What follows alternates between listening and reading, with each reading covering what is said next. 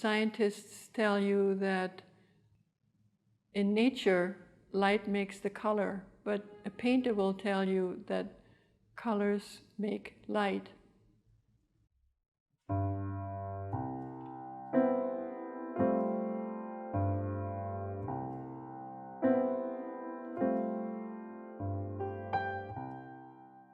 I was born 1945 in Rangsdorf, which is a suburb of Berlin, and I spent my first 7 years there. There were not many children to play, so I spent my time in the nearby forest or at my grandmother's house. She had a collection of oil paintings. Among them was Monet's bouquet of sunflowers, which impressed me greatly. And imagine my surprise when I saw it at the Met Museum, the original. You know, Paul Klee said, "I paint in order to avoid crying." That's pretty much it. Just imagine a 7-year-old girl walking along all this destruction, playing in the ruins, you know, trying to make sense of what is this world, finding my own version of beauty in what is around you. So I would walk in the curb and look for colored glass. And when I would find colored glass, I would hold it up to the light and just delight in the pure joy of looking at a blue or a green against the sunlight, you know. So I think the appreciation and the joy and the meaning of color has been with me for a long time. When I came to Berlin, it was pretty destroyed. It was 1952, and there were these radical shadows, these sharp shadows, and I'm beginning to think that that has something to do with wanting to work in hard edge. And it was an American section. And after I completed an apprenticeship with an architectural firm in Berlin, the deal was to go to New York for a year, then come home and get married. Well, guess what? Didn't happen. I love to be in this country. This open society versus the closed society that I was living in and experiencing, that I was really very curious. So with $50 in my pocket, I left Berlin on the 25th of May, 1965. The apprenticeship with the architectural firm gave me the license to be a draftsman. And that's how I found employment here in New York. Definitely, drawing was always very important. As a draftsman, I had to draw facades. It was ink on mylar, so I had to be very correct. And perhaps that explains a little bit my work method here. I do have to give Hunter credit when I went, enrolled in the MFA, because Sandy Womfeld and Bob Swain both taught also color, but they were opposite directions. And it immediately pointed to many different approaches to color. You know, they had different philosophies. That was the only place where you could study color. So it was an oasis. And I knew that I had to study hard because the history and theory of color was my entry point. Mac Wells was my first mentor. I TA'd for his class, and he proposed me to the AAA in 1996.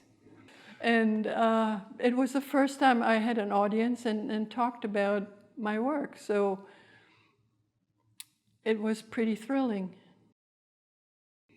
And when I decided to be a color painter, the first thing I did was study the pedagogical work of Itten, clay, Kandinsky. That's where the foundation comes from. A painter is always a painter. It's just a question of getting a studio and making work, but you see the world like a painter. You see it differently. And I had to remove considerable obstacles before I could call myself a painter. The subject matter developed over a longer period of time. I thought my inheritance is expressionism, so the brushstroke was very important. So that's what I painted. Pollock was one of my heroes. You don't have a German Pollock. But when I received criticism in school about the work, it was always about me, my brushstroke, what led me to do this and that. And I didn't desire that. I wanted for people to engage with color and color interaction. And so I knew I had to change my form. I had to get rid of all the brushstrokes and the marks and make very precise paintings so that the form disappears and the color comes forward.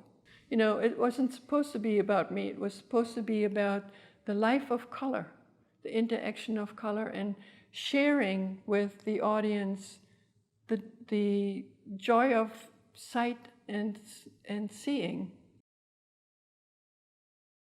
My idea, I wanted less attention on the shape. And the best thing I can come up with was the line. The line still has two borders where, contrasts could occur and light can develop, and no one owns the stripe.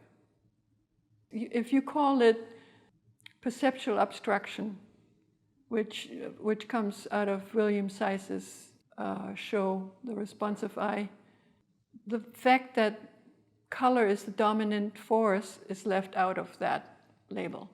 So the best I can come up with is it's a line structure in support of a color concept. I painted some horizontal paintings, but it takes away from what the color does. I just recently showed a work that I did in 1999, and that's horizontal. And sure enough, people have a tendency to stop investigating once they think they have the answer. So they were thinking water, sunset, landscape, and that wasn't it.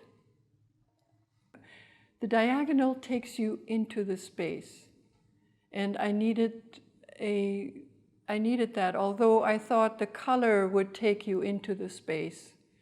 I couldn't just rely on that. I needed some other two-dimensional element that takes you into the space, and that was the diagonal. For me, the beauty is to grasp the power and aliveness of color.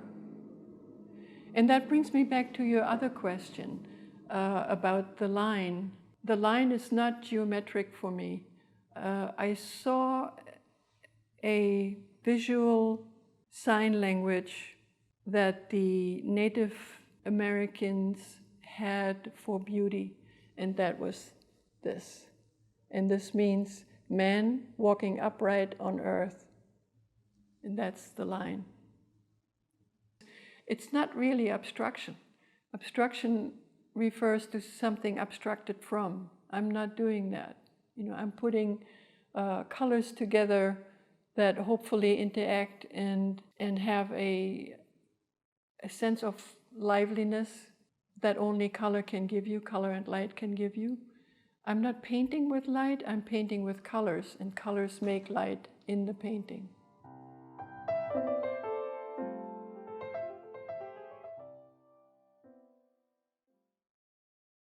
I had a studio, wondering what I should paint, what my direction should be. And there was a blue 8.5 by 11 sheet of paper pinned to the wall.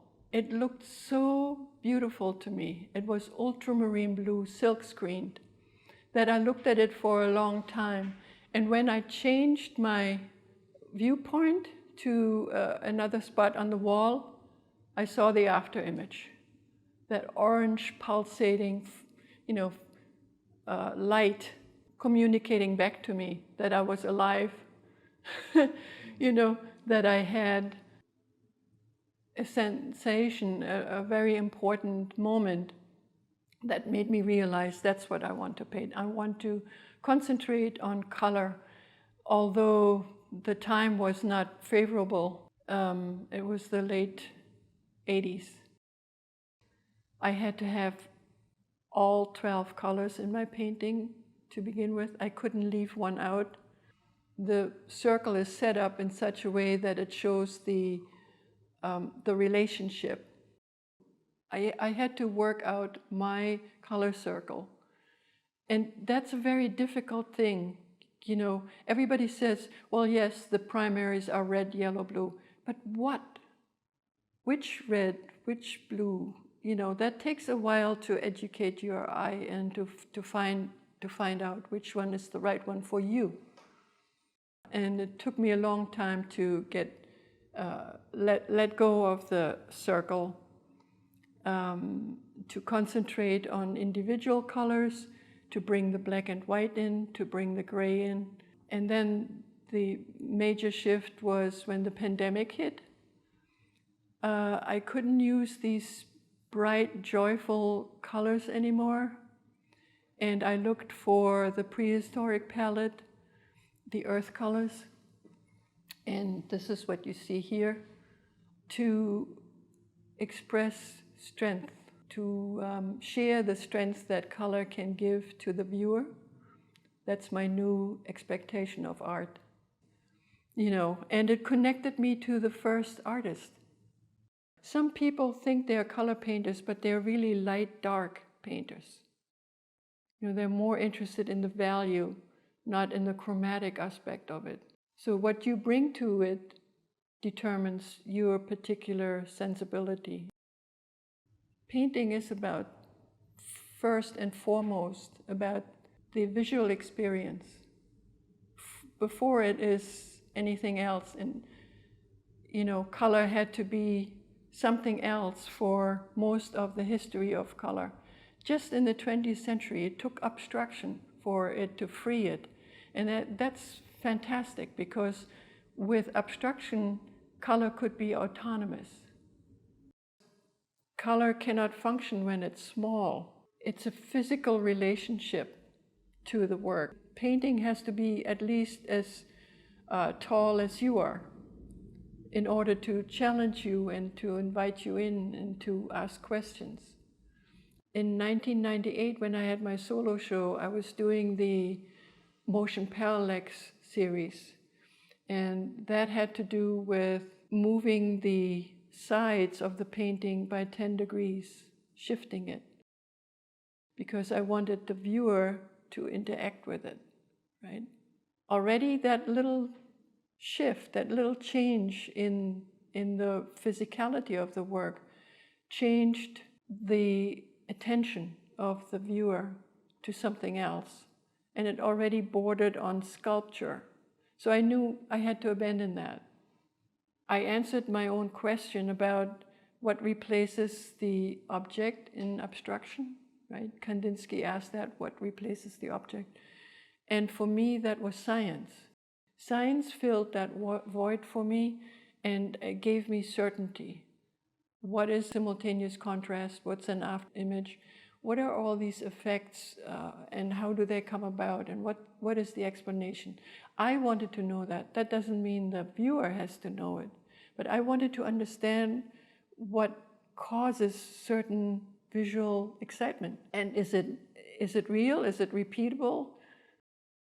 I think the stripes come first when the viewer first approaches the work, but then there is confusion because the stripe is not straight. So people either figure out how the grouping occurs, or they go into the color. Most of them respond and say, well, it's stripes or not stripes. The color already takes over. the stripe is recognized at a different level in your mind than the color. Color has a deeper recognition and enters emotion at a deeper level than the stripe does. My father was dichromatic, which means he couldn't see green. And I loved my father tremendously. And I was always, as a kid, wandering around, what does the world look like without green? You know, I tried to imagine that. I never said I wanted to be a painter. It was just understood in my family. My father always said, you know, you like to paint? Paint me a sunset. I must have painted 100. Every time I showed it to him, nope, that wasn't it. And I realized already at the very early on that there is an emotional association to a memory, to a visual. That's what he wanted me to paint. Of course, I could never get there. But I realized from the beginning that painting is not mimicking what you see. It is a state of mind. It's a psychic memory. Secretly, I think there's a sunset here somewhere.